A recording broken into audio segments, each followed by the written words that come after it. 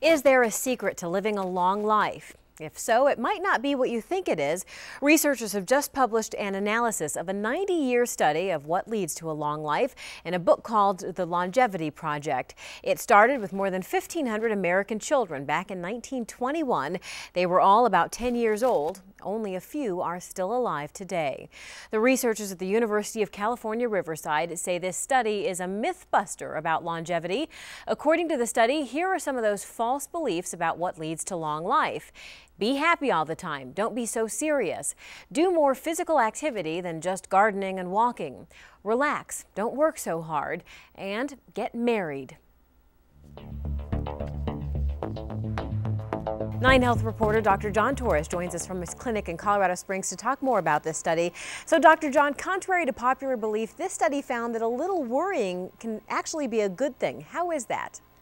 You know, this is an amazing study because, again, it took place over 90 years, so we're getting a lot of information from this. And what they're saying is the be happy, be healthy thing isn't necessarily all it's cracked up to be, especially if you just try to be happy all the time. And the reason behind that is because of the reality of life. You know, there's sometimes when it's okay to worry. There's sometimes when it's okay to be a little neurotic about your health or about other things.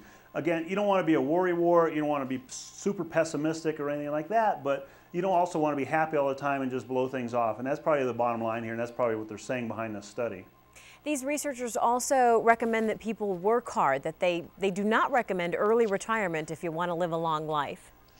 And I think that's the big stab in the heart to a lot of us, is they say, you know, work hard, work for a long time. And they found out that people that work particularly into their 70s were the ones that lived the longest. The reason behind this, and we've known this from prior studies, is that when you work, it gives you a sense of fulfillment. It gives you a sense of being and belonging and people needing you. Once you retire, that sense tends to go away. And they found a bump in deaths about 6 months after retirement for a lot of people. And so what they're saying here is the longer you work, the longer you have the sense of fulfillment, the longer you're going to live. If you do retire early, my recommendation is to volunteer for something. That way you get that same sense of being needed, that same sense of responsibility, and that'll help you out. So what about the role of exercise, physical activity? This study found that it's not exactly what you do, it's when you do it. Right, and middle age seemed to be the most important time period because you're laying down the foundation for what's going to happen as you get older.